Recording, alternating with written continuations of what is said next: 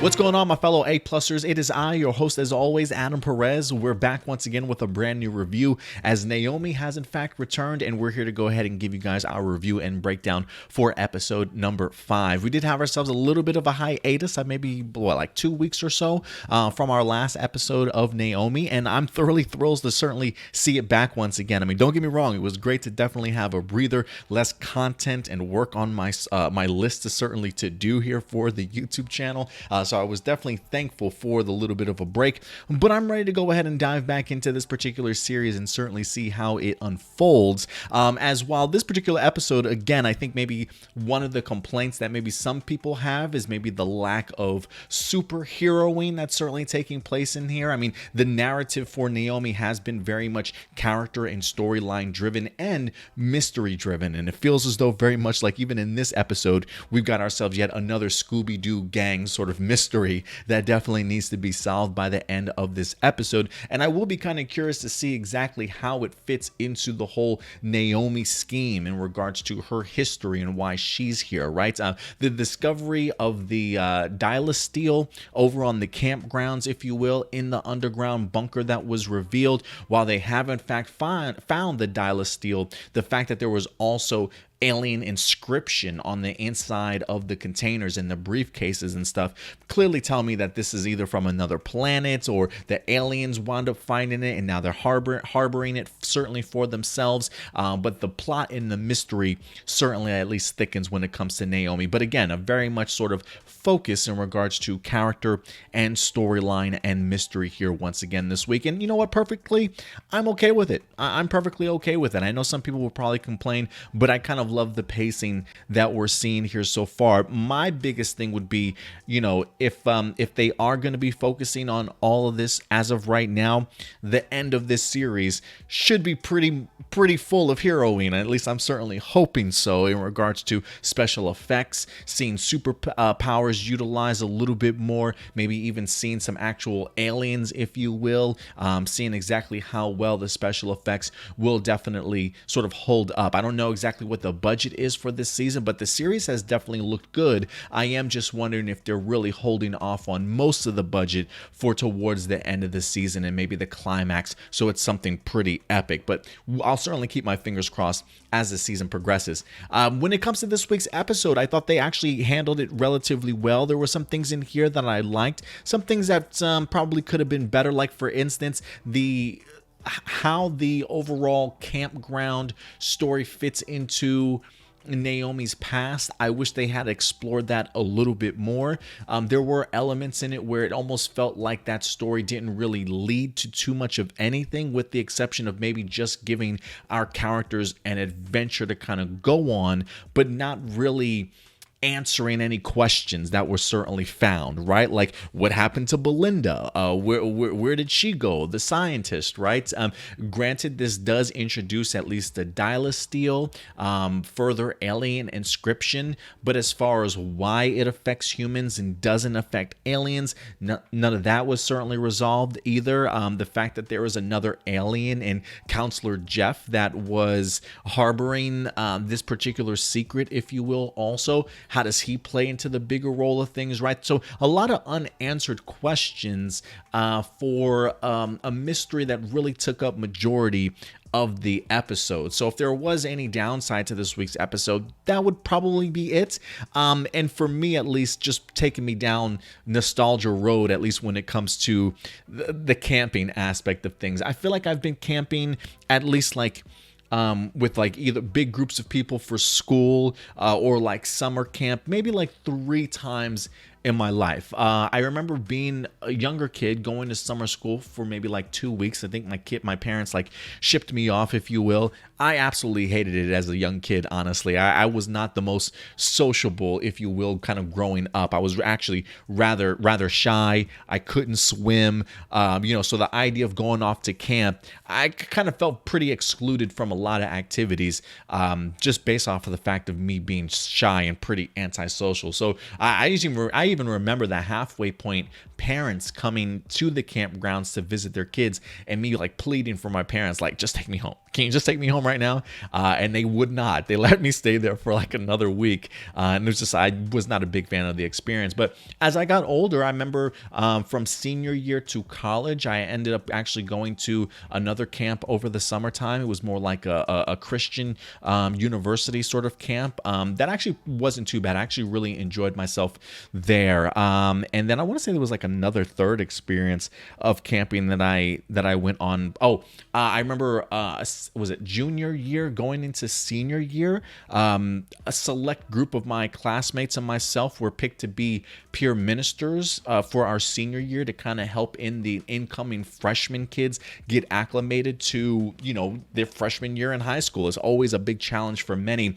And we went off, I want to say for like maybe 4 or 5 days, I believe, out onto like I can't remember where exactly we went. I wouldn't necessarily call it camping per se, but we definitely went on our own like little trip and things like that to go ahead and learn how to be peer ministers and things like that. So those were my experiences. But as a kid, I never really had the opportunity to fully enjoy camp the way that I wanted to, but getting the opportunity to see Naomi and the rest of this gang go on their camping trip in the middle of the school year is exactly what those kind of moments reminded me of. So I definitely had a little bit of a nostalgia trip here in this week's episode. I will say this too, for me, this episode's theme very much felt like the overcoming of fear, especially when it comes to Naomi.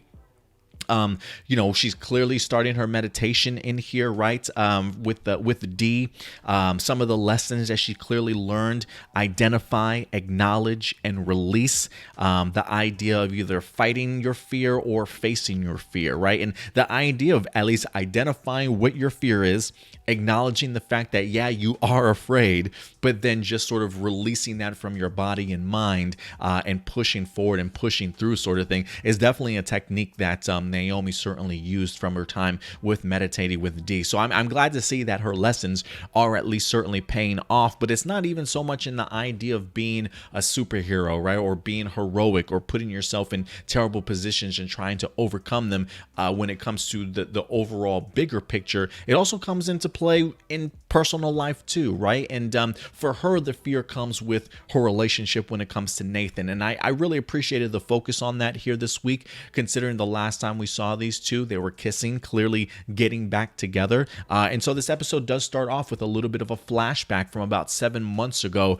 and you really just see their chemistry. I mean, I can clearly see it even when they're not together, or at least when they weren't together leading up into this point. You can clearly just see the way that they look at each other, stare at each other, the chemistry, the little nods, the little winks sort of thing, right? It definitely does go a long way. So I love the fact that we get to see what it was like before, and we get even somebody like Nathan that really asks the question of, it was perfect then, it's perfect now, so why did we certainly break up in the first place? And I kind of love her answer in the sense that she was afraid of how good the relationship was going, because then she realizes just sort of how real it is, right? And that type of thing can be pretty terrifying, whether you're in a serious relationship for the first time and you've never experienced that before, or you've been in other relationships and they just have not gone the way that you wanted to, right?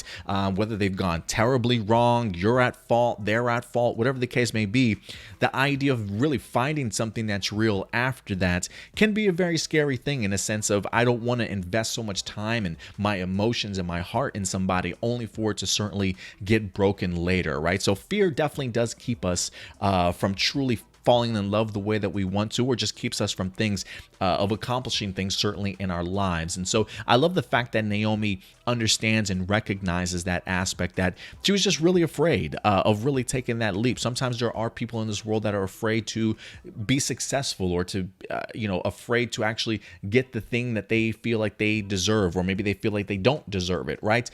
So I am glad to see that Naomi faced that fear and realizing that she needs to overcome it, because I think she makes a comment in here, something along the lines of like that being more afraid of letting that moment sort of pass by and never fully trying, you know what I mean, to see what the fullest extent that this could possibly be. And I think that's a great attitude to certainly have. And as fearful as we can be, it's going to be more terrifying to have known that we really missed out on something fantastic, whether that be relationships or just personal goals that we certainly set for ourselves. So that definitely felt like the main theme when it comes to Naomi in here, and really also the idea of just being able to be open with people. Like, I love the fact that her best friend Annabelle winds up, really confronting her about her relationship with Nathan, right? Like, I get the fact that you're afraid of maybe like letting him in on your secret, right? But what about the other things in your life, right? Everything else that you do, you should be open with him about that, and certainly how you feel about him, sort of thing. And that's what really leads these two characters in Nathan and Naomi to get where they're at, in the sense of really establishing their relationship by the end of this episode, and certainly giving it another shot. So I was a really big fan, and I love the fact that Nathan's open about the idea of like, hey, things are going great. And I love the fact that she's active, but she never tells me about anything, right? She definitely keeps a lot of these secrets to herself. So it should be fun to kind of see how this relationship goes, how soon she's going to really let sort of Nathan in on her secret, if she ever does here this season. I mean, clearly she's trying to learn a lot about herself too, but I'm sure having another ear that you can go to outside of Dee and Annabelle would certainly help. It feels like Nathan is very much sort of invested in her, and so I'll be interested to see how the relationship goes. And also, on the side note, this love triangle thing between her, Nathan, and Anthony, I'm there for, honestly. I truly am. Like, there's a lot of animosity from Nathan towards Anthony. Like, these two guys just do not like each other, or anytime that they see each other with each other, they're just giving dirty looks, right? Or having some sort of resentment towards each other. Like, for me, I really even enjoyed the moment that we've got here between Anthony and Naomi, where they're sitting back at one of the camp tables, going over the map that they wind up finding in one of the cabins. And as they're pointing things out, if you watch this scene again, there's a really cool moment where he sort of like, just briefly, you might miss it, but briefly, like as he's explaining the map to her, like nudges over like one seat closer. And then once Naomi starts talking, she kind of takes another nudge a little bit further away. And this is where she winds up really confronting Anthony about the idea of like, look, you should probably know that me and Nathan are seeing each other again, especially considering the fact that we as the viewer certainly knows that Anthony really has a big crush on Naomi, and certainly wants there to be a little bit more than friends between these two. But I gotta be honest, man, like the line that Anthony drops to her really surprises me, right? Like, when he finds out the news, there's a part of me that's thinking to myself, okay, Anthony seems like he's a pretty cool guy, right? He's probably gonna throw out the spiel of, listen, Naomi, at the end of the day, we're just friends, and I want what's best for you. If you want to be with Nathan, I'm gonna support the both of you with all of my heart, right? Like, that's the direction I'm thinking Anthony's gonna go. But then Anthony hits her with the, I would have thought that he would have said, I'm always here to support you as a friend. But instead, he hits her with the, he's not the only thing out there sort of mentality. That whole sort of, just so you know, there's plenty of fish in the sea. You don't necessarily have to just think that Nathan is the end all be all. Like, homeboy's still shooting his shot, in the sense of like, hey Naomi, just so you know, there are other people out there also. Don't just sit down and settle for Nathan. Like, damn, Anthony's not giving up whatsoever. So I thought that was actually pretty funny, and definitely took a different direction than I expected. So I'm not expecting Anthony to necessarily let up. If anything, I would not be surprised if by the end of this season we get ourselves a fist fight between Anthony and Nathan, all for the love of Naomi. I mean, who knows how it's going to end, but I have enjoyed the love triangle that they have certainly set up for themselves. And I think a lot of that has to do with the fact that I've mentioned this before. I'm actually a really big fan of the supporting cast that we wind up having here. Let's see here. A couple other honorable mentions we definitely got to talk about. Dee and Zumbado teaming up in here, confronting each other. You clearly get the opportunity to see that these two clearly know each other. They both reveal the idea that the bounty hunter that we saw in the previous episode is still on Earth, and they're in the process of finding him. Believing the fact that he's got like a list of bounties or marks of people that he's certainly trying to find and locate, and they want to go ahead and take that off of them to hopefully save other people on that list as well. But I really love just the friction between these two, right? Zumbado calling Dee a Thanagarian war criminal, both of them doubting each other in regards to why they're even still here on the planet in the first place. You know, I'm kind of curious if Thanagarian warriors like hunt down deserters, right? Like, I'm wondering if he was sent in this location to find these aliens, or if Dee himself wind up being a deserter of the war, and now this bounty hunter is maybe out there to try and find him and others. Who certainly knows? But I do love the fact that there is a mystery between these two, that the fact that they have met each other before, they clearly know of each other, probably before their time on Earth. They definitely have a history together, and so for me, that definitely fascinates me. And the fact alone that even Zumbado at the end, when he hands over the list to Dee, lets him know that there's a name on there, Q Allah. And that name should certainly be familiar to you guys, as it is in fact the woman that Dee absolutely loved. He wound up mentioning it to Naomi in regards to when he was explaining why he had the gigantic Q tattoo on his neck. So to me, that sort of implies that Q Allah, his love, is actually here on Earth. So is there a chance we get ourselves a little bit of a reunion? I think we're definitely building towards that particular moment between these two. But I'm really fascinated in these two alien races. I definitely hope that as the season progresses, we get a little bit more of the curtain pulled back to kind of see what their relationship, or what even their alien species relationship was like prior to the idea of them all sort of arriving on Earth. So again, they're definitely giving us breadcrumbs to the overall mystery in regards to Naomi and her origin and how all this stuff fits. And I think that's exactly how it's going to continue to be as the season progresses, and eventually putting all the pieces together there. But so yeah, I actually found that relatively interesting when it comes to Dee and Zumbado. Also, we got to talk a little bit about the military kind of closing in, seeing Naomi's parents doing their due diligence to try and keep the military off of their scent.